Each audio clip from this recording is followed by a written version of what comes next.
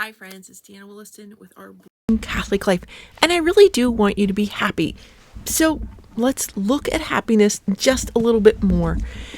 This week we're looking at freedom. Article 3 in part 3, Life in Christ, is on man's freedom. It is just 3 sides of a page. So 1 page front and back and 1 more.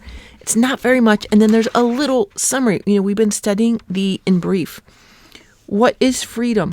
Okay, think of this. I'm going to summarize this all. You may like or not like this. Freedom, what is it?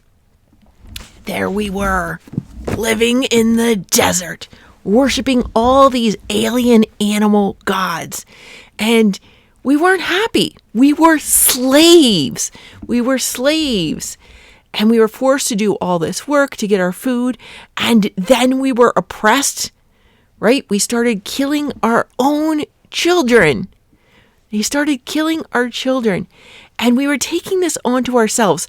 Now, some of us didn't. Some of us knew that that was wrong and didn't want to sacrifice to the animal gods.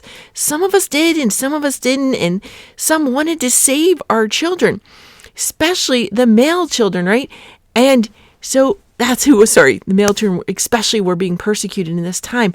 And so there was one person who was so brave, so hopeful, so loving in the Lord. She took her sweet little baby boy and put him in a basket and set him free in the river. And you're like, well, that's not the kind of freedom a baby wants. A baby doesn't want to be free to be in a river. But she did send someone to guard and watch over him. And when he was discovered by the ruler's daughter herself, and he was raised and he was given everything probably his heart could desire.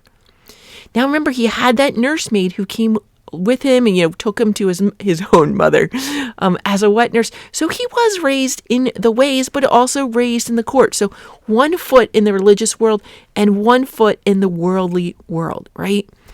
And this came to a head with him. He saw injustice being done. And even though it's what the worldly world told him was good and right and just, he knew it wasn't. And he acted. And he knew there were going to be repercussions. And so he ran away. And when he ran away, after some time, he had a great sign from God. And God said, "You must free my people from their bondage." He's like, "Oh, I can't do that. I can barely even speak. I'm just like tending to I don't even have anything of my own. I'm tending my father-in-law's flocks. I can barely speak." And God's like, "You are the one. You're going to go do it. Trust me, I'm with you." I was like, "Okay, I'll do this with you." A little free will, so we can see some freedom here. And when he went back and he said to the ruler, "My people need to be free to worship our God. They need to have that choice. They need to be able to go and do it." And by laying all this slavery on them, layer upon layer, always some new rule, they're not able to come and worship God. And they need to be able to do it. Let us go and worship God. We need that freedom to worship our God. And the ruler said, I don't trust you. I let you go out into the desert to worship your God. How am I sure you're going to come back? I'm not going to give you that time off. Maybe you're going to go out there and train up an army to come back against me or make secret plans. I don't know what you're doing. And he said, "No." And he said, and God said, "It's okay. I have this plan." And one by one, even though this ruler believed in all his own gods, which were mainly animal gods, also river, they were all natural gods. And God, the one true God, said, "I'm going to prove to you that I am master of all, that I am the creator, and you are worshiping the creation." So he sent plagues of all the different animals that they worshipped. And he conquered them one by one by one. He conquered them. You worship this river, it's going to flow like blood. You worship these frogs, you even worship your own children. He took that away. Took away the firstborn. You think you have a dynasty. You think you have a right to rule these people. And God, one by one, stripped away those things and said, look, these things weren't true. You believed them. You became enslaved to them, but it wasn't true. And I want you to see the truth. And I want you to have the freedom to turn to me. I want you to be free from those things so that you are free to turn to me. And so he took them out into the desert where they weren't beholden to any of those things. He rescued them on their way out. They had money, they had food, they had provisions. And they get out into the desert and those things still have a hold on them. They still don't have the freedom from. Even though he removed them from that place, removed them from a lot of the burdens, it still was in their heart, that old law, that old rules from when they were oppressed, that slavery, those chains were still on their hearts. So when they said, teach us how to live, the new guy who helped liberate them, he went up on a mountain to find out how this people was going to live. And while he was gone, they panicked because those chains that they had been enslaved to and had not been able to shake off, they were closing in on their hearts. And they closed in until they gave in.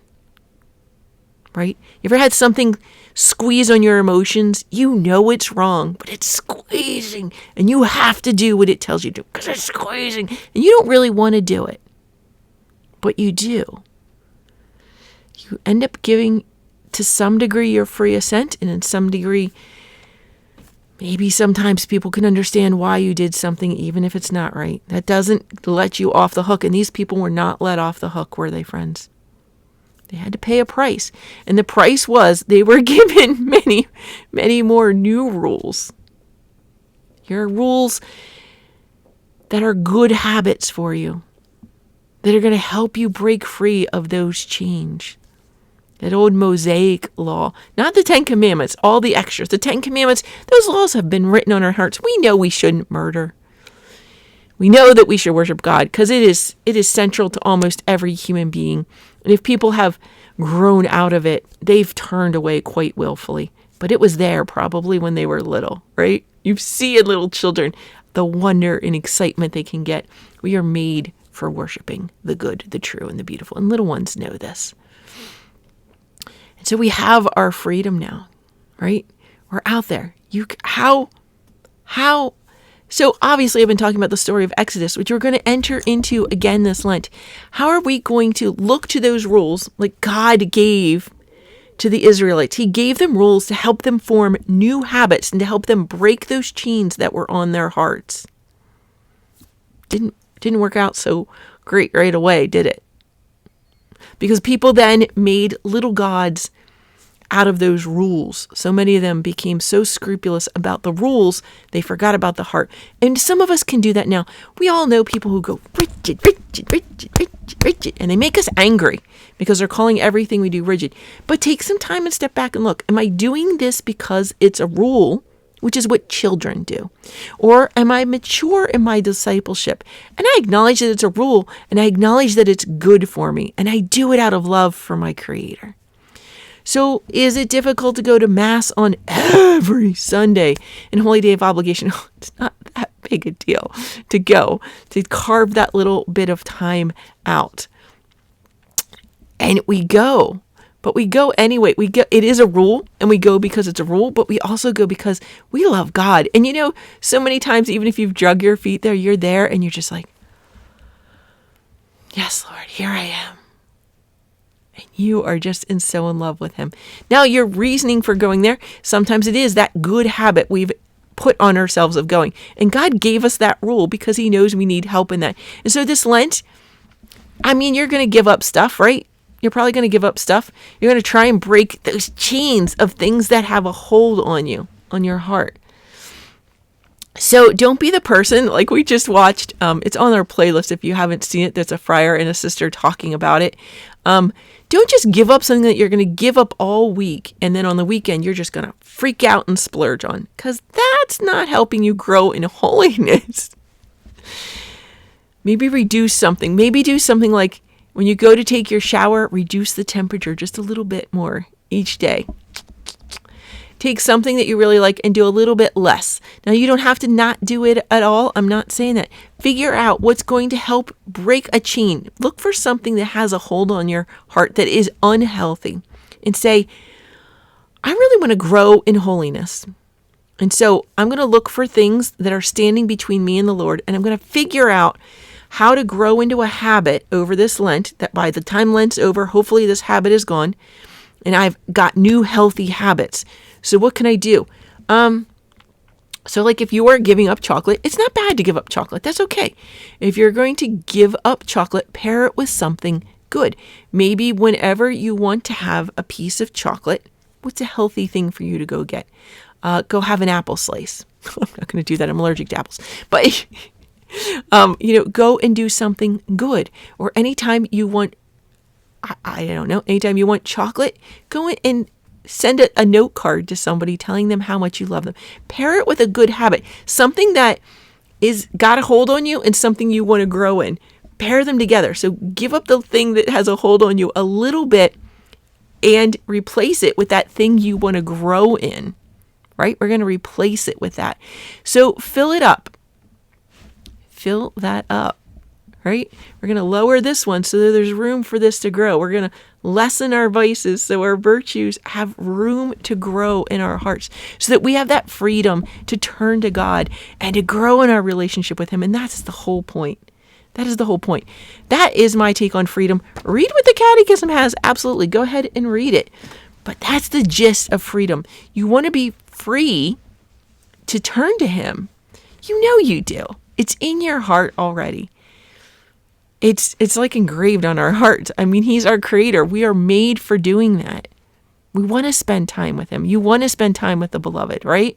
And how are you going to do that? You may have to take something out of your day a little bit. Maybe it's watch one less YouTube video a day, or make a YouTube or social media free period of your day. And maybe it starts out as 5 minutes and then you can grow it. And what do you do in that 5 minutes? Maybe you spend time praying.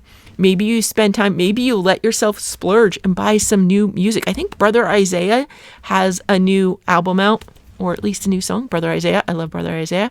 He's a CFR friar. Always good. Franciscan Friars of the Renewal. Good music. I know some people that like some of the Father Stan's music. I'm a fan of Brother Isaiah. All good. So maybe you lessen the time spent on social media a little bit and increase the music. Or maybe you learn to play some music. I love playing the dulcimer, but maybe there's something that you want to play, or maybe some voice lessons.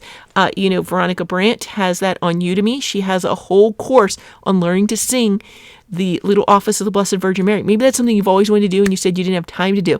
Guess what? Take that time from social media and give it over here. So we're going to try and decrease the habits, shake them off, free yourself of those nasty vice habits. Or maybe you're just choosing between two goods. Maybe one's just a little bit better than the other. Depends on where you are in your holiness game there, right? So give that a try this Lent. Have the freedom to turn to God. And if something's holding you back, look at it. What is it? Now, if it's something in your past, if it's a wound that you have, you may want to seek spiritual direction or counseling, or talk to your pastor about, say, I really want to spend more time at church, but I get antsy in adoration. I don't know what that is. Can you help me unpack that?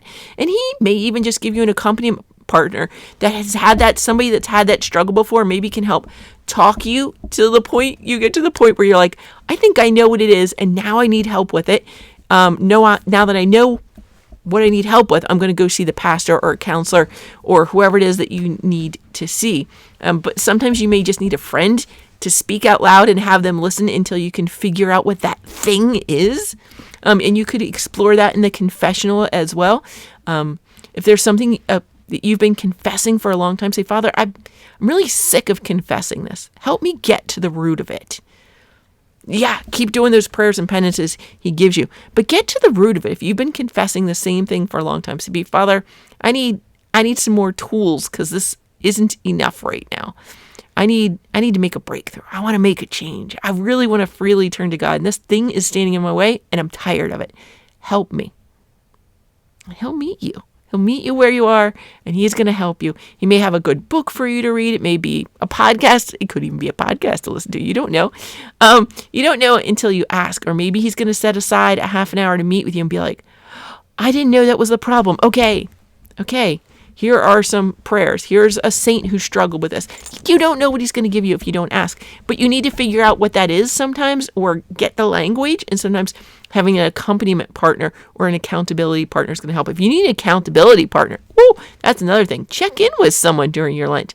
Have you made a friend that you can check in with this Lent to see how it's going? You should make an accountability partner. Any of your friends, family, anybody can be that. You can be that for each other.